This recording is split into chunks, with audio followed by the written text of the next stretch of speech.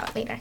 But while fighting for the $15 an hour wage, some opponents say that if the wage is going to increase, then the cost of living is also going to increase. So the results are going to be the same about that.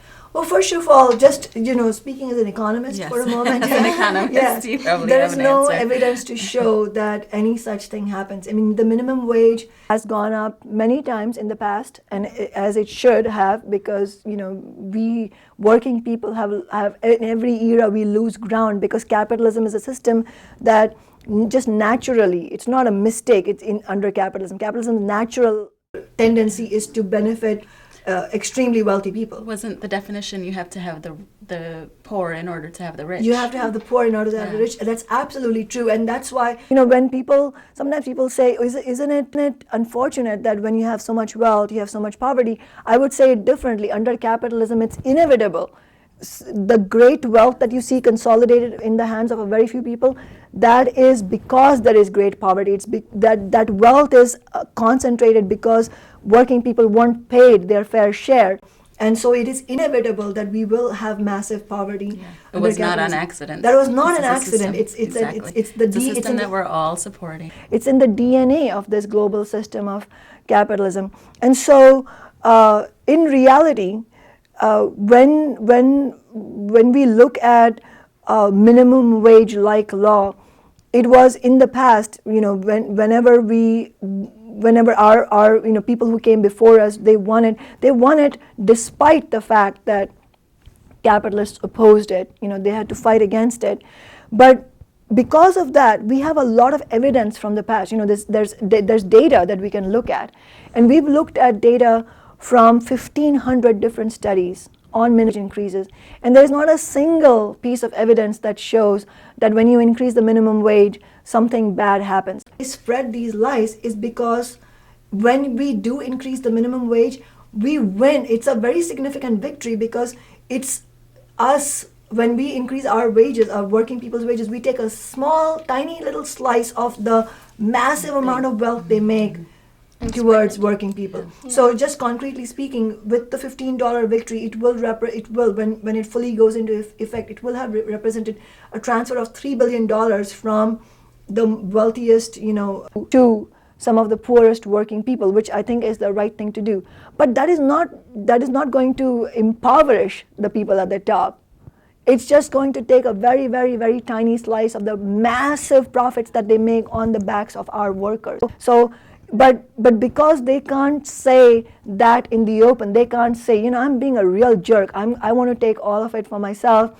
Because they can't say that and yet be respected, they say things that distract, that are not true. Mm-hmm. And I can guarantee you that no such thing will happen. And another reason it won't happen is because at the end of the day, prices depend on customers. And if they raise their prices dramatically, customers will revolt and say, I'm not going to buy your product. So they can't really do that. And one last thing I'll say on that, let's say hypothetically speaking, let's assume that were actually true, that just by raising the wage of the poorest workers a little bit so that they can actually live, they survive. If such a thing was to be so detrimental to our economy, then what are we defending? If the economy is so fragile that it can't survive the poorest of workers being given a slight wage increase, then we shouldn't even be defending this system. We should be asking deeper questions. Why defend a system that can't survive if the lowest paid workers are going to be paid a little bit more? Mm-hmm. Thank you. We've been having a lot of such conversations within the East African communities in particular, trying to hold specific to that community because, again, outreach and maybe language barriers and such. And so we've been discussing things such as relationships with the community and the police. You touched a little bit on housing. We've had a forum on housing. And we also have one, access to jobs, made up of so many communities, even though I think, what is the percentage? I don't even care, actually. I know when I moved here 14 years ago, they said... Citywide, I think it's 17% immigrants. Okay, 17, yeah. Okay. I remember when I moved to the state of Washington, they said, because I was in Maine before, And they said, you live in a place with 97% white? And I said, oh, you definitely knew. Yeah, yeah. Whereas then I came here and said, oh, there's a little more diverse. Well, Yeah, it's only 94%. It's 94% white, so that wasn't a big change. Right. But coming into the city, and then depending on the parts of greater King County that you live in, you will definitely experience a lot more diversity. So within all of the different immigrant groups who are seeking to establish themselves, grow themselves, participate, whether in politics, school boards and such, how is it that we can have these conversations and move forward where it's not just talk, but it's also the walk? I think the most important thing is to have these conversations in the context of a specific political demand, like, so $15 an hour was a demand. Rent control is a particular demand.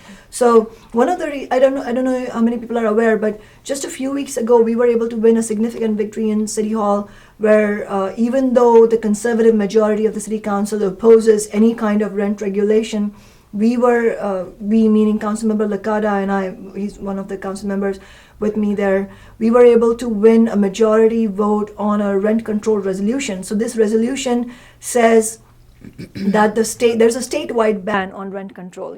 So the city can't by itself remove that ban because it has to happen at the state level. But the resolution says that we demand that Olympia repeal, remove the ban on rent control. This was a very significant legislation that got passed, because that's like saying the city of Seattle has taken an official position. We want the city of Seattle to have the right to discuss rent control, and we don't want the state to be dictating to us. Yeah. So yeah, we are saying that it shouldn't be a state decision. So the reason I bring this up is because the only reason we won this was not because the council members, suddenly changed their minds and are now going to represent tenants or renters. Many of them are still taking lots of money from big developers and big landlords who are actually the reason we got that ban in the first place, and the reason so many people are getting displaced and economically evicted, and we have so many people of color having to move to South King County because they can't afford the rents here anymore. And so we won this not because those council members suddenly had a change of heart. We won it because we organized town hall after town hall. One of those was organized at, one of the town halls I organized was at New Holly Community Center, the community in South Seattle, where it's easier access especially for the immigrant community. But because we organized those were town halls, those were conversations, but they were not just conversations in themselves. They were conversations to say, okay, how are we going to win this next? That we need your voice heard. Are you going to come to the next meeting we're having in City Hall? Will you speak in the public comment? Will you make your voice heard? Will your organization send an email? And we don't think that sending an email or making phone calls by itself does anything, but it's taking a position on an issue that affects your life and not leaving it to the developer-funded council members to make a decision. Because if you leave it to them, they're not going to make decisions that are in favor of renters. So that's an example of how we can actually bring people together around conversations, but conversations that are geared towards action. And one of the things we've done also is, when we bring people into town halls, we also have the next step already prepared. The next step may be a rally or a protest march, and we make sure that people know that that's happening. We also ask people to play an active role in the organizing of it. So we'll say, if you take 100 flyers with you, you knock on the doors, have those political conversations, and it's through those individual conversations that we build the movement, because then people feel like, oh, I should be invested in this. I clearly need to be there. My presence is important. Every person who's watching this, who's facing any kind of economic or racial or gender struggle, should know if they're watching this that they need to be involved. No matter where you are, it doesn't matter which country you came from or which language you speak, but if you are a working person and you're facing these struggles, you need to be involved. And one of the easiest ways right now, I would say, is we have 3 weeks left before involved in our campaign. You can go to kshamasawant.org. It's kshamasawant.org. It's a truly grassroots campaign. As you know, we take no money from big business, and it's a unique campaign that way. And yet, median donation is $50, meaning half the people who have donated to our camp less than $50. That gives you a sense of the grassroots nature of it. It's not bankrolled by big developers and big banks and fast food chain executives. It's not executives giving us maximum donations. It's ordinary working people sacrifices. And not only have they made financial sacrifices, we have hundreds of people going out door knocking and phone banking. It's very, very important because this election is, as I said, I never ran for my own sake. This is because we are building a movement. It's important for people to get involved in this campaign right now because we have only 3 weeks left.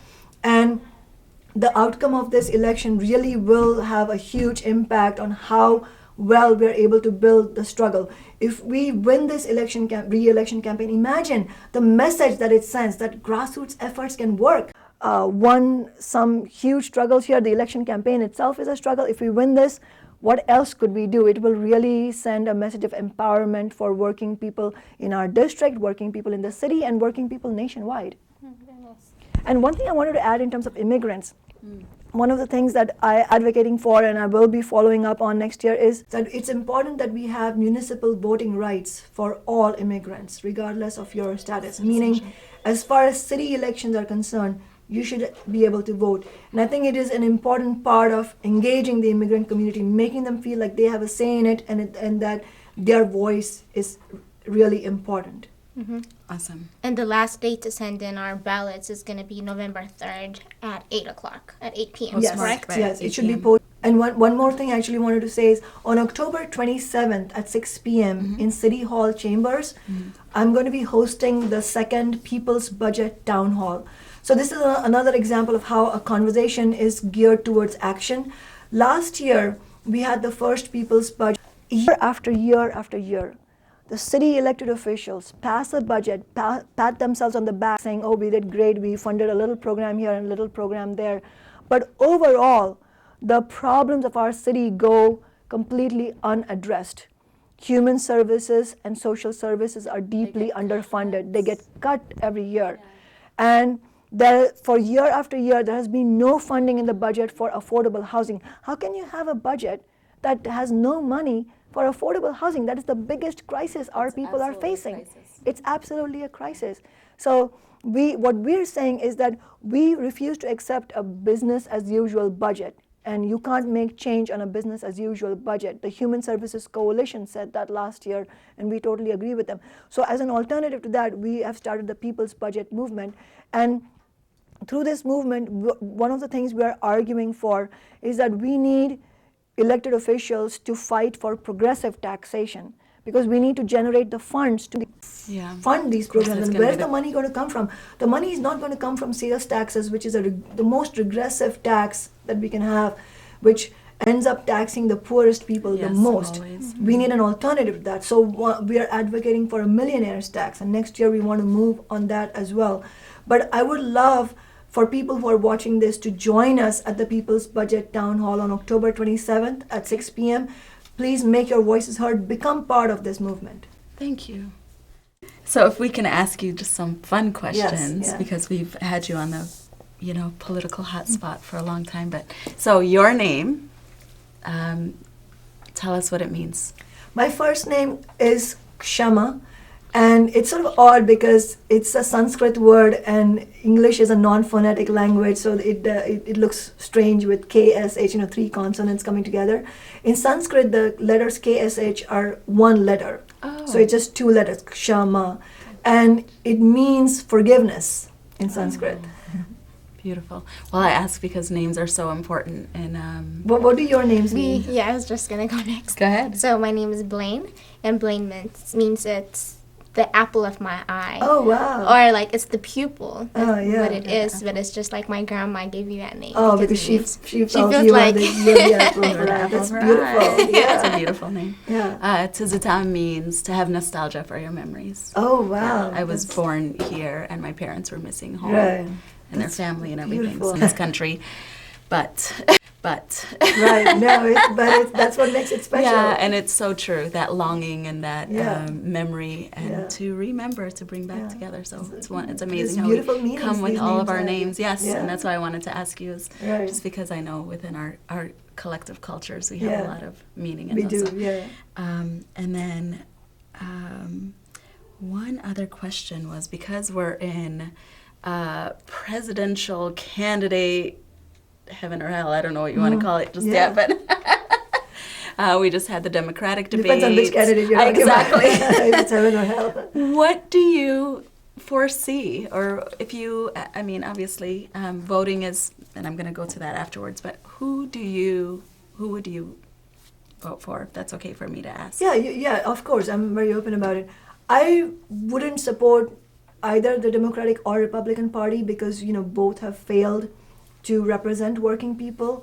However, it's much more, what's happening this year has gone far beyond that. And what I would say is that the Bernie Sanders campaign and his message of a political revolution against the billionaire class has electrified millions of people. Because he's saying something that most candidates, I can't remember the last time a presidential candidate spoke that language, and I'm sure you watched the debate last night. He talked about, one of the things he said, which was it's a truth that we all know, but we never hear this in the presidential debates. He said that Wall Street regulates Congress. It's a brilliant way of saying that really our political system is completely controlled by corporations, by billionaire executives, and by the super wealthy. And in order to bring it out of that kind of deep entrenched corruption and really represent working people will require a deep change. And it's not going to come from any one individual. It's going to require us to build our movements. So everything that we're doing to build our movement in Seattle is really linked to larger movements, and we could have huge impacts if we are able to really build on this movement here. And I would say that I believe that Bernie Sanders should run as independent if he does not become the Democratic elect. And as a matter of fact, our thinking should, in addition to, I know people are excited by Bernie Sanders, and they should be. I mean, this is the first time we have had any real conversation about the issues. We also need to remember that at the end of the day, the Democratic Party establishment will not be the vehicle for change because they are completely beholden to the Wall Street interests, even though there is a difference between Republicans and Democrats. At the end of the day, we have to rely on our own strength, and that is why we have to build a move of corporate politics. And it's important that we have our voices heard in the presidential election here. And so it's important to look at specific issues. So it's really important to recognize that Bernie Sanders, as last night he was talking about, he is calling for a $15 federal minimum wage. He's talking about ending student debt and making college tuition free. All that is very important. And what we can do as working people, as students, as young people, immigrants, is organize around those specific issues so that regardless of who gets into the White House next year, we will have made our movement stronger. Yeah. Well, and with that, I mean, I just think it's important to vote. I think a lot of people end up feeling like, the candidates don't necessarily represent me. And it's true. I mean, for the most part. Do I have to vote for the lesser of two evils? I feel like we still have to participate in. We do have to participate in it. I would say, though, that it is actually high time for us to not accept the logic of lesser evilism, because as long as we accept it, it will be the... Yes, no, I completely understand. But of the candidates that are there, is it better to not vote at all as a statement? Is it better to vote for... Here's what I would say. Yeah, vote for... Here's what I would say. Yeah. I would say that every individual should do what they feel comfortable with in terms of, voting for the lesser evil or not. I wouldn't vote for the lesser evil. This is what I would say. However, I would say that regardless of how you decide to navigate the actual ballot issue, the most important thing is, regardless of which particular candidate we might be supporting, let's not be divided on that in as far as the building the movement is concerned, because as I said, regardless of who goes into the White House, at the end of the day, the biggest change will be made by social movements. Just to give you a concrete example, if you look at the ending of the Vietnam War, the formation of the Environmental Protection Agency, when women got their reproductive rights through the Roe v. Wade Supreme Court decision, all of these things happened under Richard Nixon, not under a Democratic president. And the reason it happened was not because he was supporting these things. He was completely a sexist, racist, and right-wing president. But the reason it happened was because movements were on an ascendancy at that time, and that's the era we're talking about in the 70s.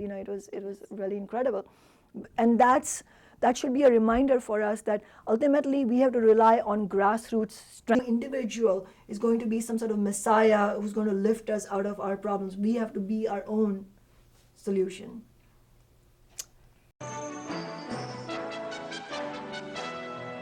Right, I would say that the $15 an hour victory itself was very much relevant for young people in two ways. One is the people who will benefit from the increased minimum wage are primarily young people, because young people are coming into an economy filled with low wage jobs, and really there is no middle class for them to go into anymore. The middle class has been completely decimated.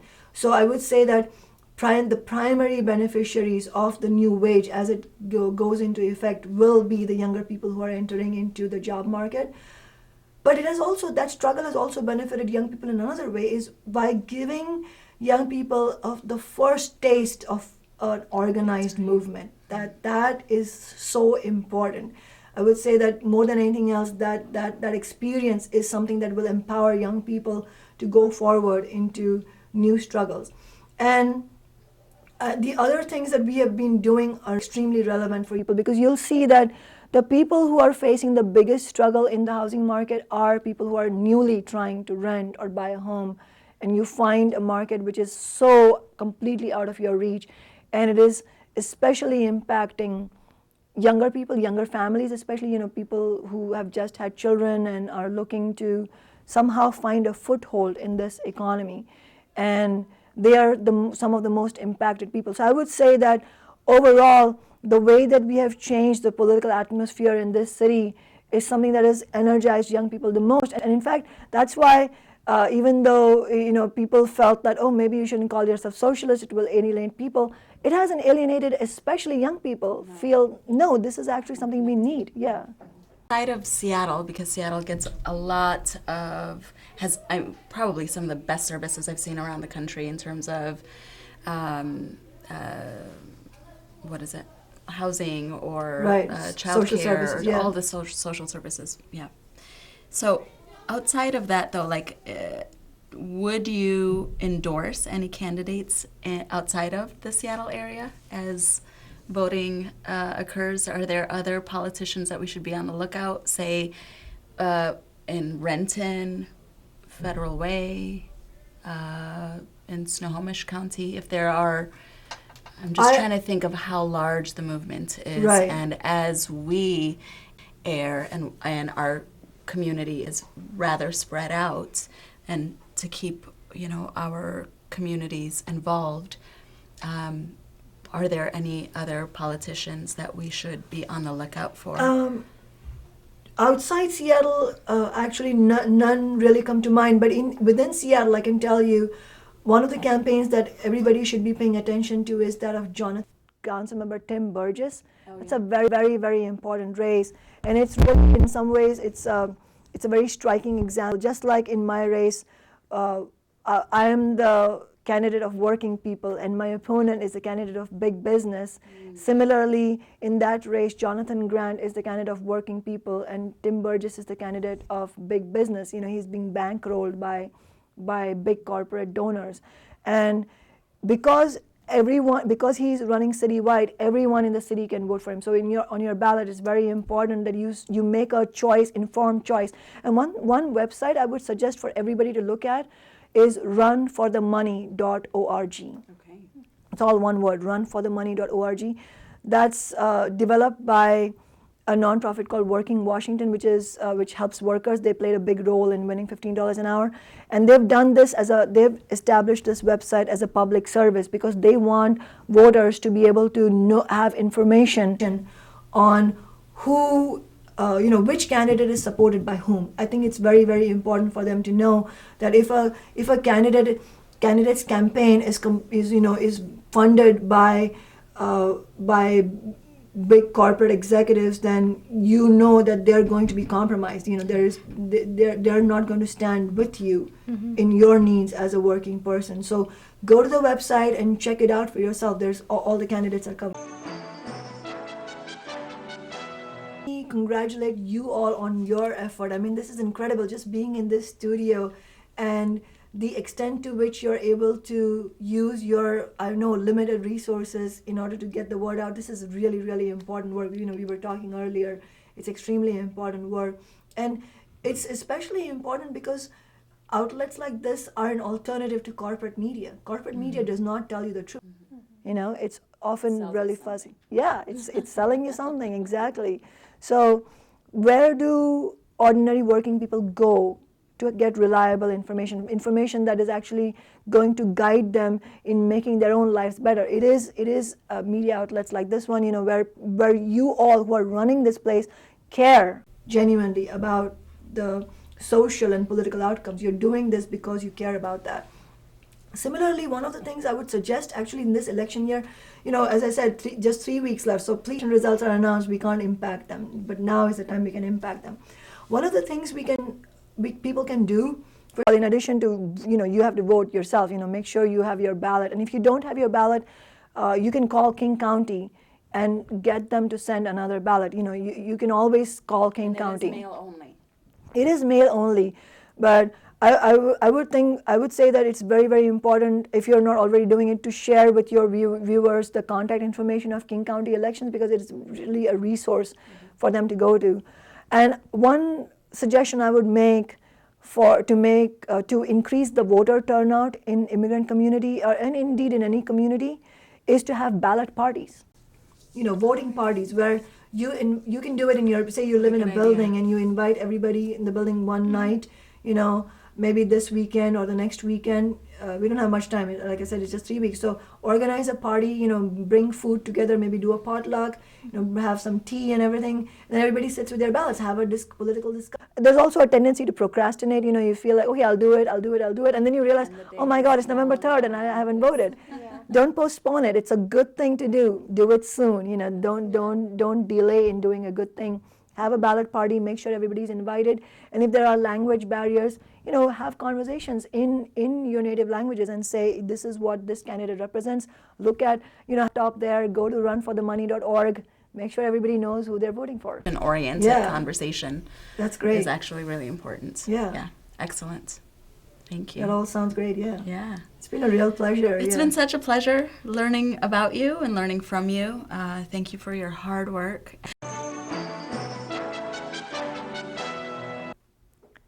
Hi, sisters and brothers. I'm Kshama Sawant. I'm on the Seattle City Council. I'm also a member of Socialist Alternative. And you might know that we are in a really exciting period of political change in Seattle. We've just won the historically high minimum wage, $15 an hour last year. We're also making huge gains in affordable housing and housing justice for everybody. But we have a long way to go. And it's really, really important that you all get involved. And it's great work that MMRTI is doing here, having a media center, a truly grassroots media center, and using their media resources specifically with the goal of engaging youth in political activism. And it's really important that they're doing this. And I urge everybody who's watching this, please get involved. Let's fight for a better world.